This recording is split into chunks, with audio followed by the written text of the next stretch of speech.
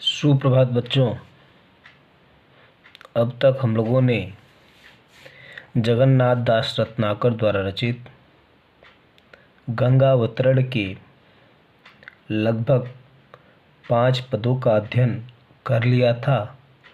आज हम सब उसके आगे के पदों का अध्ययन करेंगे। 6वां पद है, इहि विधि धावति धसति ढरति ढरकति सुख देनी मनहु सवारति शुभ सुरपुर की सुगम निशेनी विपुल बेग बल विक्रम कै ओजनि उमगाई हर हराती हरसाती शंभु सन्मुख जब आई। प्रस्तुत पद्यांश का उच्चारण करने के बाद अब हम सब प्रस्तुत पद्यांश के प्रसंग का अध्ययन करेंगे। प्रस्तुत पद्यांश में स्वर्ग से पृथ्वी पर स्थित भगवान शिव के सम्मुख अवतरित होती गंगा की पवित्र धारा का रमणीय वर्णन किया गया है। एक बार ध्यान से सुनेंगे। स्वर्ग से पृथ्वी पर स्थित भगवान शिव के सम्मुख अवतरित होती गंगा की पवित्र धारा का रमणीय वर्णन किया गया है। देखिए प्रस्तुत पद्यांश में क्या कहते हैं। जगन्नाथ दास रत्नाकर जी कहते हैं, यह विधि का अर्थ है इस प्रकार, धावती दौड़ती हुई या दौड़ लगाती हुई, धसती धसती हुई, ढरती का अर्थ है ढलती, ढरकती का अर्थ है ढुलकती, सुख देनी का अर्थ है मनों को सुख प्रदान करने वाली, मनों को सुख प्रदान करने वाली कौन? गंगा। मनों को सुख प्रदान करने वाली गंगा इस प्रकार दौड़ लगाती हुई, कहाँ से? आकाश से पृथ्वी पर दौड़ लगाती हुई, धसती हुई, ढलती ढुलकती हुई और मनों को सुख प्रदान करने वाली गंगा। मनहु उत्प्रेक्षावाचक है, अतः यहाँ प्रेक्षालंकार हुआ। मनहु का अर्थ है मानो। सुख देने वाली गंगा ऐसे प्रतीत होती है कि मानो वह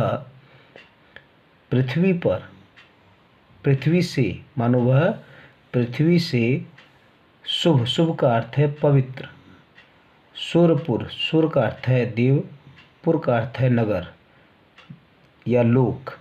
तो देवलोक किसे कहा गया है? स्वर्ग को। तो यहाँ अर्थ स्वर्ग के लिए प्रयुक्त किया गया है। मानो वह पृथ्वी से पवित्र स्वर्ग तक जाने के लिए सुगम का अर्थ है आसान या आसानी, निशेनी का अर्थ है सीढ़ी। पवित्र स्वर्ग तक जाने के लिए सुगम सीढ़ी का सवारती का अर्थ है निर्माण कर रही है। इस प्रकार आकाश से पृथ्वी पर दौड़ लगाती हुई, धसती हुई, ढलती ढुलकती हुई और मनों को सुख प्रदान करने वाली गंगा ऐसे प्रतीत होती है कि मानो वह पवित्र स्वर्ग तक जाने के लिए, मानो वह पृथ्वी से पवित्र स्वर्ग तक जाने के लिए सुगम सीढ़ी का निर्माण कर रही हो। मानो वह पृथ्वी से पवित्र स्वर्ग तक जाने के लिए सुगम सीढ़ी का निर्माण कर रही हो। विपुल वेग का अर्थ है तीव्रता, विपुल का अर्थ है अत्यधिक। कहते हैं जगन्नाथ दास रत्नाकर जी कि गंगा की धारा में अत्यधिक वेग, बल का अर्थ है शक्ति, विक्रम का अर्थ है पराक्रम, कै का अर्थ है तथा, ओजनी ओज की उमंग, ओज की उमंग, उस गंगा की धारा में अत्यधिक वेग, शक्ति, पराक्रम तथा ओज की उमंग भरी हुई है। उमगाई, और वह सभी में इन गुणों को उमगाती हुई, वह सभी में इन गुणों को उमगाती हुई, हर हराती, हर हर की ध्वनि करती हुई, हर्षाती, अत्यधिक प्रसन्नता के साथ, हर्षाती का अर्थ है प्रसन्नता, वह सभी में इन गुणों को उमगाती हुई, हर हर शब्द की ध्वनि करती हुई, अत्यधिक प्रसन्नता के साथ शंभु सन्मुख, शंभु का अर्थ है भगवान शिव के, सन्मुख का अर्थ है समक्ष या सामने, आई का अर्थ है अवतरित हुई। एक बार पूरे पद्यांश का अर्थ हम फिर से अध्ययन करेंगे।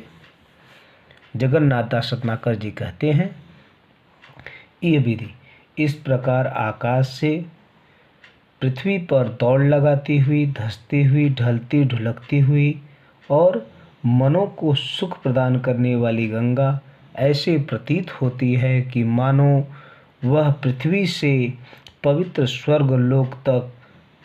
स्वर्ग तक जाने के लिए सुगम सीढ़ी का निर्माण कर रही हो। उस गंगा की धारा में अत्यधिक वेग, शक्ति, पराक्रम और ओज की उमंग भरी हुई है, अतः वह सभी में इन गुणों को उमगाती हुई, हर हर शब्द की ध्वनि करती हुई, अत्यधिक प्रसन्नता के साथ भगवान शिव के समक्ष अवतरित हुई। किसके समक्ष अवतरित हुई? भगवान शिव के समक्ष अवतरित हुई। प्रस्तुत पद्यांश में काव्यगत सौंदर्य है भाषा, ब्रजभाषा शैली, प्रबंधात्मक शैली, अलंकार, उत्प्रेक्षा व अनुप्रास अलंकार, गुण, ओज एवं प्रसाद गुण, रस, वीर एवं शांत रस तथा छंद, रोला छंद का प्रयोग किया गया है।